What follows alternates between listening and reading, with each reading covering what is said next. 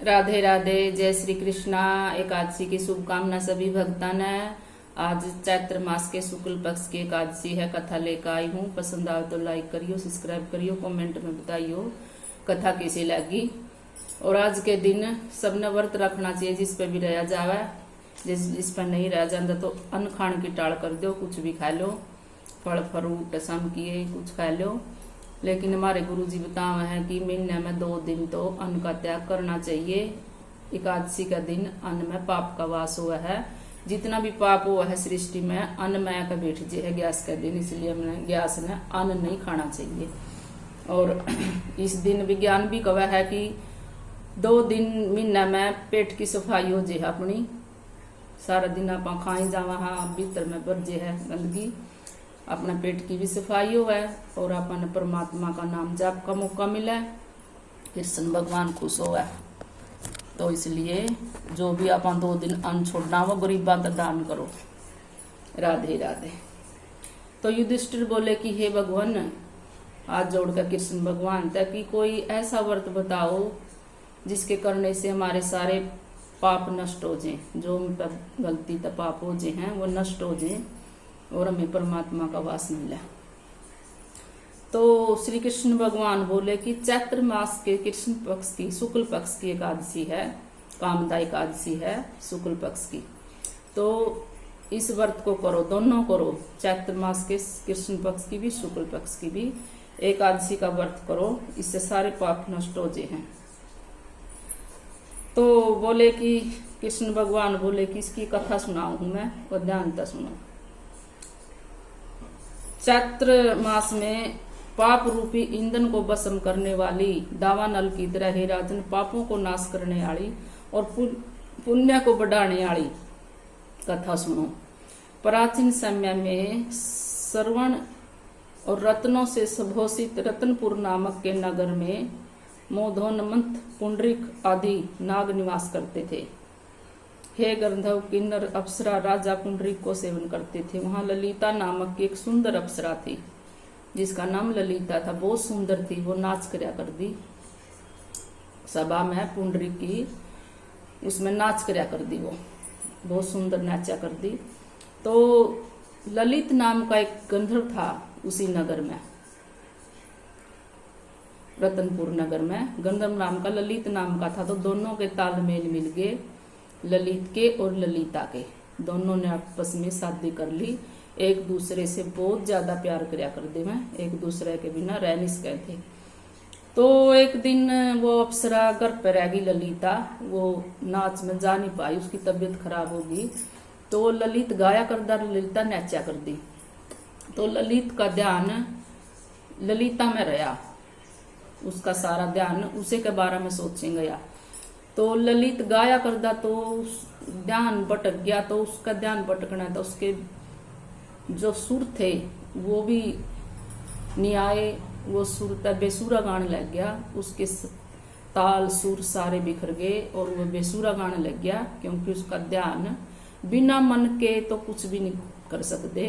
तो ध्यान कड़ियां था, गावा कड़ियां था, बेसुरा गाने लग गया। तो राजा पुंडरीक क्रोधित हो गया उसको बेसुरा गाते देख कर। तो राजा क्रोधित हो गया और बोला तू क्या कर रहा है? बोलिया मैं क्या करूं? हाथ जोड़ कर बोलिया कि मन ने मेरी पत्नी ललिता की याद आ रही है और इसलिए मेरे तक ध्यान भटक गया, मैंने माफ करो राजा। तो राजा पुंडरीक बोलिया तू इतना भस्म हो गया अपनी पत्नी का, तू बेसुरा गाने लग गया, ये राजा का दरबार है, यहाँ तना कोई माफी नहीं मिलेगी। तो राजा पुंडरीक ने श्राप दे दिया, ललित जी का श्राप दे दिया राजा पुंडरीक ने। उसकी आंखें लाल होगी, कामातुर हुए और उसका शरीर राक्षस बन गया, राक्षस का शरीर बन गया। लंबी लंबी भुजा, लंबी लंबी टांग, बड़ी सारी गेटी बन गई, जिसने वो सब तक गुड़क जे सबने। इतनी भूख पीड़ा, भयंकर लाल आंखें, इतना भयंकर रूप बन गया ललित का। तो घर गया तो उसकी पत्नी देखकर चंबित हो गई कि ये क्या हो गया तेरे साथ। रोने लगी फूट फूट कर, उसके नेत्रों तक डर लग गया करदा। तो ऐसा देखकर उसकी पत्नी ललिता बहुत दुखी हुई और वे दोनों वन में भटकन लगे, गांव में तक काट दिए, नगर में तक रतनपुर नगर तक निकाल दिए बाहर। वो वन में भटकन लगे, दोनों रोंदे दुखी होंदे, जंगल में फिर दे।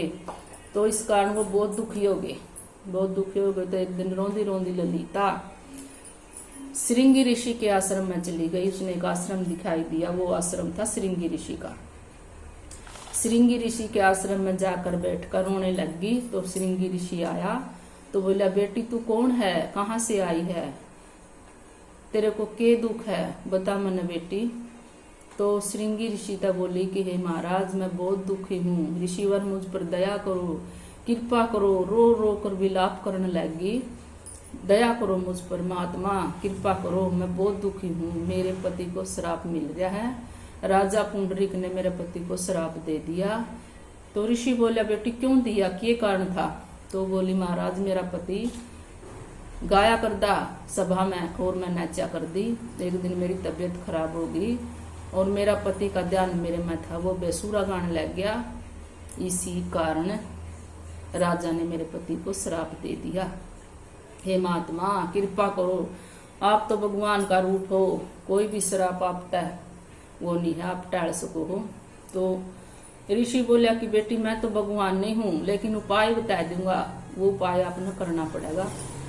बोली, महात्मा कुछ भी बताओ मैं करूंगी, अपने पति के लिए मैं अपनी जान भी दे दूंगी, लेकिन अभी मेरे पति का विकराल रूप मेरे पर देखा नहीं जाता।